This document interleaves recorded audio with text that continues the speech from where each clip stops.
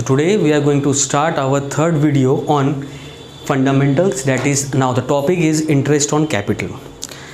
मैंने आप लोगों को दो वीडियोस बनाए। फर्स्ट वीडियो में हमने आपको फंडामेंटल्स का कॉन्सेप्ट बताया, सेकंड वीडियो में हमने इंटरेस्ट ऑन ड्राइंग्स के बारे में काफ़ी कुछ सीखा, और आज जो हमारा दूसरा इंपॉर्टेंट कैलकुलेशन है that is interest on capital. देखो इंटरेस्ट ऑन कैपिटल होता क्या है। इंटरेस्ट ऑन कैपिटल बेसिकली है जो capital provided by the partners for running और स्टार्टिंग ऑफ अ बिजनेस। तो पार्टनर्स ने बिजनेस को स्टार्ट करने के लिए, चलाने के लिए, ऑपरेट करने के लिए, डे टू डे अफेयर्स को मैनेज करने के लिए जो पूंजी बिजनेस में डाली थी उसे कैपिटल कहते हैं।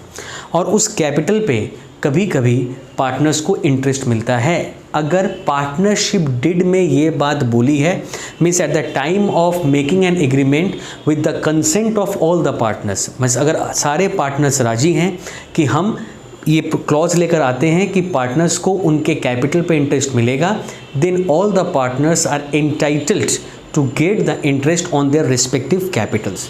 अब इसको लेके ही मैं आपको ये बताऊंगा कि डिफरेंट सिचुएशंस पे हम इंटरेस्ट कैसे निकालेंगे फर्स्ट ऑफ ऑल, और क्या रूल्स रहते हैं इंटरेस्ट ऑन कैपिटल को लेकर। सबसे पहला देखो मैंने रूल्स यहाँ लिख के रखा है, in the absence of partnership deed, means if partnership deed is absent means there is no agreement that is in writing between the partners. तो अगर डिड नहीं है इसका मतलब पार्टनर्स के बीच में कोई एग्रीमेंट नहीं है in writing, then no interest on capital will be allowed. Means अगर पार्टनरशिप डीड एग्जिस्ट ही नहीं करता है तो आप किसी भी पार्टनर्स को इंटरेस्ट ऑन कैपिटल अलाउ नहीं करेंगे। पहली बात, इफ पार्टनरशिप डीड एग्जिस्ट, लेकिन अगर डीड बना है, डीड है बट इज साइलेंट, लेकिन डीड क्या है, साइलेंट है रिगार्डिंग द ट्रीटमेंट। देखो एक है कि डीड ही नहीं है, अगर एक बात बोलता है सर डिड है ही नहीं तो सर इंटरेस्ट नहीं देना है, बात खत्म, दूसरा कोई कंफ्यूजन नहीं क्रिएट करना है। लेकिन सर डिड बना था लेकिन इंटरेस्ट ऑन कैपिटल का कैलकुलेशन और ट्रीटमेंट पे कोई बात नहीं बोला है, means did is silent on the treatment of interest on capital. तब क्या करेंगे सर, तब वहां पर आपको मैं सिंपल रूल बताता हूं। अगर कंपनी ने लॉस इनकर कर लिया, मींस कंपनी के पास प्रॉफिट तो है ही नहीं, तो इंटरेस्ट देगा कैसे, then no interest on capital will be allowed. Means if did exist but is silent on the treatment of interest on capital, and in case the firm has incurred the losses, then no interest on capital will be allowed to any partner. Point number 2, in case of insufficient profit, means firm has earned the profit but the profit is much less than the interest to be provided to the partners. अगर ऐसा होता है कि सोचो interest हमको 20,000 देना है लेकिन फर्म ने 15,000 रुपये सिर्फ कमाए हैं, means there is a shortage of fund. तो अगर इनसफिशिएंट प्रॉफिट है लेकिन सर प्रॉफिट तो है, then partners are eligible and they are entitled to get the interest, then we have to distribute this profit which firm has earned in spite it is insufficient, therefore we have to distribute this profit as interest on capital, means partner will get this profit as interest on capital। देखो एक बात बता दूं, जितने भी पैसे firm में होंगे, प्रॉफिट का जो भी पैसा फर्म में होता है, सोचो फर्म ने 50,000 लाख रुपए कमाए तो फर्म ने बहुत सारे प्रोविजंस बनाए थे। फर्म ने कहा था हम इंटरेस्ट देंगे, फर्म ने कहा हम सैलरी देंगे, फर्म ने कहा हम कमीशन देंगे, फिर जो प्रॉफिट बचेगा बांटेंगे। जो बात मैंने कही ये बात तो सर क्लियर है कि जो भी बिजनेस में प्रॉफिट है वो मिलता किसको है, पार्टनर्स को।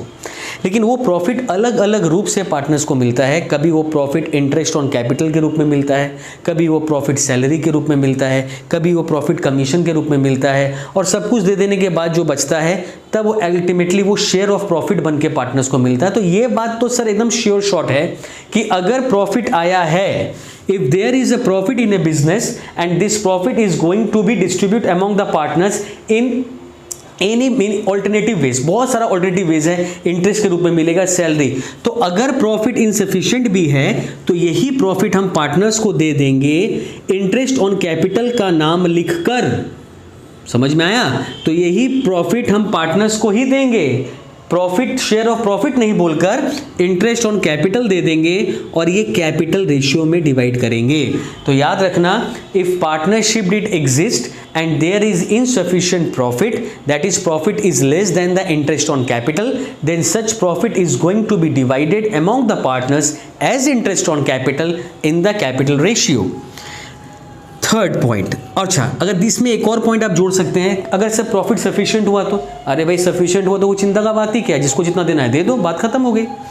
लेकिन if partnership deed provides interest on capital as a charge, देखो ये वर्ड का बहुत इंपॉर्टेंस है, अगर डिड में ये बात बोल दिया कि इंटरेस्ट ऑन कैपिटल को हम रिगार्ड करेंगे as a charge, means we are going to provide interest on capital irrespective of the condition of the firm, whether the firm has earned profit or incurred losses, whatever the case may be, partners are going to get interest on capital.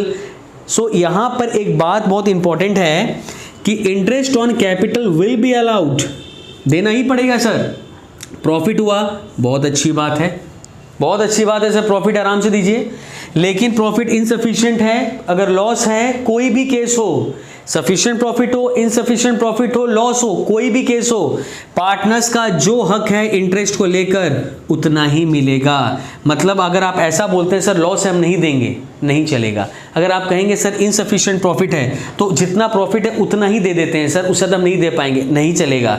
तो कहने का मतलब है profit कम हो, profit ज़्यादा हो, loss हो, अगर लिखा हुआ है interest on capital as a charge, इस शब्द को अगर इस्तेमाल करेगा क्वेश्चन में, देन आप ये समझ जाइएगा कि आपको इंटरेस्ट देना है, भले कम फर्म को लॉस हो, प्रॉफिट हो या इनसफिशिएंट प्रॉफिट हो। Now let's start question number 10 from T.S.. Grewal. तो आप लोग मेरे जितने भी वीडियोस आएंगे उसमें जो भी सम्स रहेंगे वो सब टी.एस. ग्रेवाल से रहेंगे। तो मेरा ये हम्बल रिक्वेस्ट है to each and every student कि आप टी.एस. ग्रेवाल बुक को ज़रूर रिकमेंड करिए और उससे ज़रूर सम को आप सॉल्व करिए। और बाकी प्रैक्टिस के लिए आप बहुत सारे बुक्स हैं मार्केट में अवेलेबल, उसको आप यूज़ करिएगा। टी.एस. ग्रेवाल का क्वेश्चन नंबर 10 देखो, मैं रीड करता हूँ। Mona and Roma contribute as capital of ₹2 lakh and 1 lakh. Mona और रोमा दो पार्टनर हैं, उन्होंने कंट्रीब्यूट किया है कैपिटल 2 लाख और 1 लाख का। They decided to allow interest on capital at the rate of 6%। उन्होंने डिसाइड किया कि हम इंटरेस्ट 6% देंगे। प्रॉफिट शेयरिंग रेशियो रहेगा उनका 2:3 and the profit for the year is 15,000। Show the distribution of profit. देखो कुछ इन्फॉर्मेशंस हैं, मैं लिख लेता हूँ। देखो यहाँ पे दो पार्टनर हैं, एक है मोना और एक है रोमा, ठीक है। इनका ओल्ड रेशियो या इसको हम लोग कहते हैं PSR, that is profit sharing ratio. तो मोना और रोमा के बीच में जो प्रॉफिट शेयरिंग रेशियो है वो 2:3 का है। ये सब जनरल इन्फॉर्मेशन है। कैपिटल भी दोनों लेकर आए हैं, एक जन का कैपिटल 2 लाख है और एक जन का कैपिटल 1 लाख है। क्लियर है आपको? तो मैं इन्फॉर्मेशंस लिख रहा हूँ आपके लिए, ठीक है। और इन्होंने मिलकर जो प्रॉफिट है वो अर्न किया है 15,000 रुपये का, ठीक है। ये 3 इन्फॉर्मेशन आपको दिया है और आपको कहा गया है कि आपको ये बताना है कि कैसे प्रॉफिट को आप डिस्ट्रीब्यूट करेंगे इन डिफरेंट सिचुएशन। तो यहाँ पर केस ए है। केस ए में क्या बोला गया है? अच्छा एक चीज़ और, यहाँ पे एक और बात बोली गई है कि इंटरेस्ट ऑन कैपिटल देना है। तो इंटरेस्ट ऑन कैपिटल जो देना है वो देना है eight the rate of 6% per annum. तो ये चीज़ें बोली हुई हैं। तो क्वेश्चन में बोला गया है Mona and Roma are 2 partners, their ratio is 2:3, their respective capitals are 2 lakh and 1 lakh. They have earned a profit of 15,000 and they are going to provide interest on capital at the rate of 6%. As a student you are going to show the distribution of profit in following cases. Number A देखो, case number 1 बोला है when there is no agreement. तो when there is no agreement, तो कोई agreement हुआ ही नहीं है, means partnership deed exist ही नहीं करता है। तो सर अगर पार्टनरशिप डीड एग्जिस्ट ही नहीं करेगा तो आपने तो पहले ही कह दिया कि कोई इंटरेस्ट ऑन कैपिटल नहीं देंगे, लेकिन यहाँ पूरा लैंग्वेज को पढ़ लीजिएगा।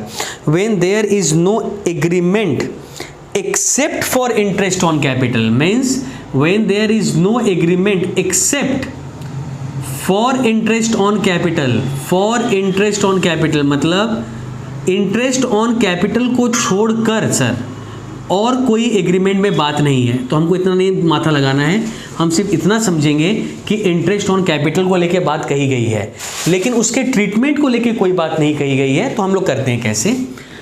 फर्स्ट ऑफ ऑल हम लोग एक पीएल एप्रोप्रिएशन अकाउंट प्रिपेयर करेंगे। बड़े ध्यान से आप सुन लीजिए, ठीक है। और मेरा सबसे रिक्वेस्ट है, जब आप ये छोटे छोटे सम्स करेंगे तो बड़े ध्यान से कुछ कैलकुलेशंस हैं जो आपको अपने माइंड में करना है।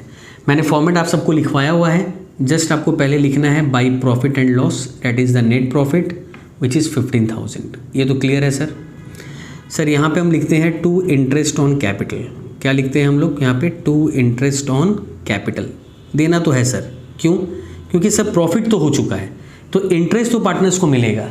तो प्रॉफिट जब होता है तो पार्टनर्स को इंटरेस्ट मिलता है, लेकिन सर यहाँ चार्ज शब्द का इस्तेमाल नहीं किया है, तो ऐसा नहीं कि इंटरेस्ट जितना था उतना ही देना है। तो आपको थोड़ा सा कैलकुलेशन करना है। देखो मोना का कैपिटल कितना है? 2 लाख है, और 2 लाख का अगर हम 6% करते हैं तो 12,000 होता है। और रोमा का कैपिटल 1 लाख है, उसका 6% करते हैं तो 6,000 होता है। Means partners are going to get 12 and 6 as interest on capital. अगर हम कैलकुलेशन परफेक्ट करते हैं तो दैट इज 18,000। तो partners are going to get 18,000 as interest on capital which is higher than the profit earned by the firm. Means the firm has earned only 15,000। तो this is a case of insufficient profit, and in case of insufficient profit we have learned we are going to distribute this profit as interest on capital। इसलिए मैंने पहले से ही नाम लिख दिया to interest on capital, because we are going to distribute this profit as interest on capital. Just for the sake of information, we have already calculated the aggregate amount of interest on capital, and we have come across the information that interest on capital is much higher than the net profit earned by the firm. So we are going to distribute this 15,000, see this 15,000 as interest on capital between Mona and Roma in capital ratio.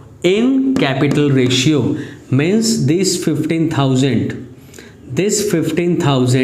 is going to be divided between Mona and Roma in capital ratio. In capital, and the capital of Mona is 2 lakh and the capital of Roma is 1 lakh. Therefore our capital ratio would be 2:1. Just cut down and reduce it to the lowest term and the ratio would become as 2:1. Now that is 2/3, 1/3. Mona is going to get 10,000 and Roma is going to get 5,000.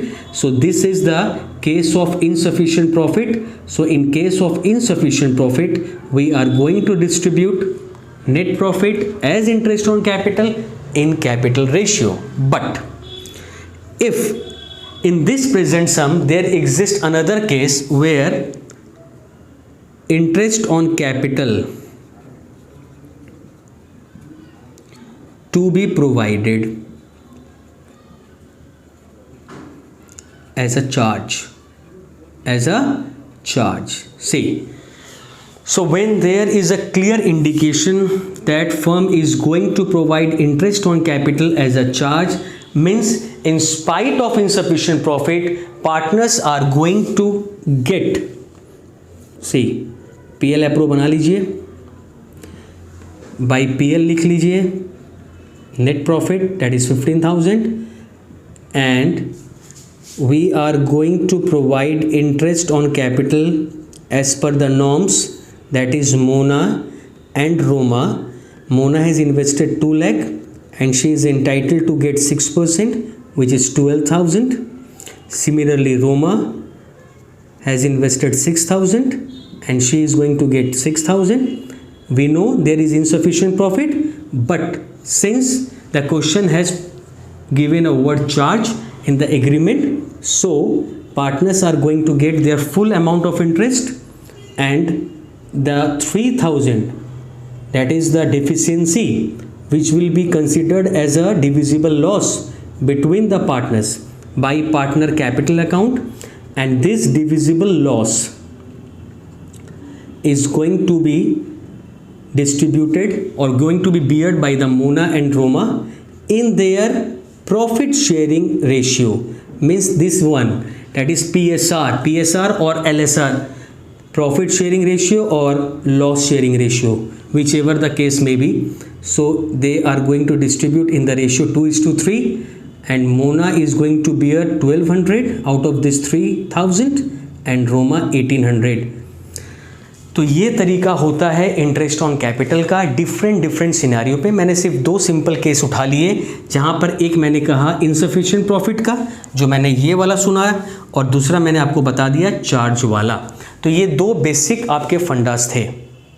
Now let's start another question, that is question number 11। देखो 11 ने बोला राम और Mohan 2 partner हैं, their capital for the year ended 31 March were 240 and 180। देखो राम और मोहन, देखो question को ना हमेशा डिटेल में पढ़ना। राम और मोहन 2 पार्टनर्स थे, उनका कैपिटल दिया हुआ है। कैपिटल का देखो डेट क्या दिया है, एज ऑन 31 मार्च। और आप सबको पता है कि हमारा जो फिनेंशियल ईयर होता है that's ends on the 31 of March, means the capital given in the some is a closing capital, क्योंकि 31 मार्च को जो कैपिटल है इनका वो है 240 एंड 180। इसका मतलब ये क्लोजिंग कैपिटल है, ठीक है। चलिए क्लोजिंग कैपिटल सर दे दिया। इसके बाद राम और मोहन का ड्राइंग्स दिया हुआ है, their respective drawings during the year for their personal uses. They have withdrawn 40,000 and 60,000। So they have withdrawn 40,000 and 60,000 during the span of 1920 and profit earned by the firm, and the profit earned by the firm at the end of the year, that is 1,60,000. so question में आपको calculate करना है interest on capital at the rate of 6%. so you are going to calculate interest on capital at the rate of 5% per annum as on 31 मार्च 2020। वो तो चलिए ठीक बात है सर, सोल्यूशन करते हैं। सबसे पहले एज अ स्टूडेंट आपको मैं बता दूं कि इंटरेस्ट ऑन कैपिटल, जब भी आपको इंटरेस्ट निकालना होता है आपको चाहिए ओपनिंग कैपिटल, आपको चाहिए ओपनिंग कैपिटल। तो ओपनिंग कैपिटल आपको चाहिए, लेकिन दिया हुआ है सर क्लोजिंग कैपिटल। तो सर ओपनिंग कैपिटल का फॉर्मूला क्या है? ओपनिंग कैपिटल का फॉर्मूला सिंपल है, क्लोजिंग कैपिटल, उसके साथ ड्राइंग्स को ऐड करिए और शेयर ऑफ प्रॉफिट को करिए आप माइनस। तो सर देखिए राम का क्लोजिंग कैपिटल 240 था और मोहन का जो कैपिटल था 180 था।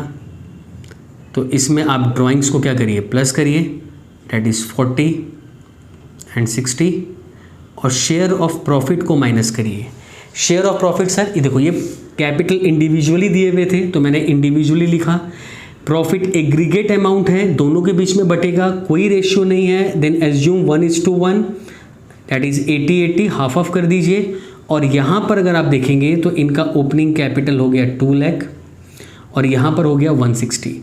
तो we have already calculated the interest on capital, sorry opening capital. Now interest on capital, जब आप इंटरेस्ट ऑन कैपिटल लिखेंगे, देख लीजिए राम का और मोहन का सर कितना होगा, सिंपल है, 2 लाख आपने मेहनत करके ओपनिंग कैपिटल निकाल लिया। अब इसका 5% निकाल लो, दैट इज़ 10,000, और 160 का 5% दैट इज़ 8,000। तो ये हो गए इनके रिस्पेक्टिव इंटरेस्ट ऑन कैपिटल। अब बहुत स्टूडेंट के माइंड में क्वेश्चन आएगा, सर पिछले समय आप फॉर्मेट बनाए, प्रॉफिट ऑफिट बांट के दिखाए, यहाँ पे सिर्फ कैलकुलेट करके छोड़ दिए। सुनना, छोटे छोटे सम्स को, क्वेश्चन को बहुत अच्छे से पढ़ना। बोर्ड में ना टाइम मैनेजमेंट बहुत इंपॉर्टेंट रोल प्ले करता है।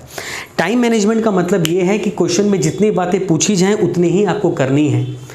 देखो पहले वाले क्वेश्चन में लिखा था show the distribution of profit, तो डिस्ट्रीब्यूशन ऑफ प्रॉफिट को अगर शो करना है तो then we have to prepare profit and loss appropriation. तो जब जब छोटे छोटे सम में बोलेगा show the distribution of profit, तो आपका सबसे पहले काम है कि सर पीएल एवरो के थ्रू आप हर चीज़ कैलकुलेट करके दिखाइए। जब सिर्फ कैलकुलेट करने बोलेगा हम कैलकुलेट करेंगे। क्वेश्चन नंबर 12 देखो, एकदम सिंपल से मैं यही कर देता हूँ। क्वेश्चन नंबर 12 में बोला है कि जो डेटा आपके 11 में है, सोचिए सर वही है, बस एक चीज़ बदल दिया, वहाँ लिख दिया assuming that capitals of partners are fixed. देखो, जब फिक्स्ड शब्द का इस्तेमाल करता है, मैंने डिटेल में फर्स्ट वीडियो में आपको कहा था कि interest on capital, fixed capital and fluctuating capital के बारे में बताया था कि जब कोई भी पार्टनरशिप में पार्टनर्स ने डिसाइड किया है कि भाई हम लोग जो कैपिटल अपना फिक्स रखेंगे, तो इसका मतलब है उनका ओपनिंग और क्लोजिंग सेम रहेगा, तो साल भर की एक्टिविटी उनकी करंट अकाउंट में रिकॉर्ड होती थी। और जहाँ फ्लक्चुएटिंग होता है वहाँ पे कैपिटल क्या होता है, चेंज होता है। जैसे 11 नंबर सम में क्लोजिंग कैपिटल अलग था, ओपनिंग कैपिटल अलग था, क्योंकि ये फ्लक्चुएटिंग था, कुछ नहीं बोल रहा है, means they are maintaining fluctuating capital. लेकिन जब आपको अलग से बोल दे कि that the capital of the partners are fixed, उस वक्त आप याद रखना ओपनिंग कैपिटल और closing capital both are equal. तो उस सम में ये जो कैपिटल दिया हुआ है, अगर ये डेट 31 मार्च भी रहे तो भी इसको हम ओपनिंग ही मानेंगे, बिकॉज कैपिटल्स आर फिक्स्ड। तो यहाँ पर हम जब इंटरेस्ट निकालेंगे वो 240 पे और 180 पे, there is no need to calculate the opening capital because here partners are maintaining fixed capital, means opening and closing both are equal and all the activities during the year are recorded in a separate account which is known as current account। तो यहाँ पर आपका interest जो होगा वो होगा 12,000 और 9,000, ठीक है। तो ये है दोनों केस में अलग अलग इंटरेस्ट ऑन कैपिटल। तो जब फ्लक्चुएटिंग रहेगा, क्लोजिंग दिया रहेगा, ओपनिंग निकालना है, और जब फिक्स रहेगा वहाँ पे ओपनिंग क्लोजिंग दोनों सेम रहेंगे। तो ये कुछ सम्स थे आपके इंटरेस्ट ऑन कैपिटल में। आगे वाले वीडियो में भी मैं इंटरेस्ट ऑन कैपिटल पे और कुछ वैरायटीज ऑफ सम कराऊंगा, लेकिन आप जब भी इंटरेस्ट ऑन कैपिटल सीखेंगे ये रूल्स आपको ज़रूर याद रखने होंगे।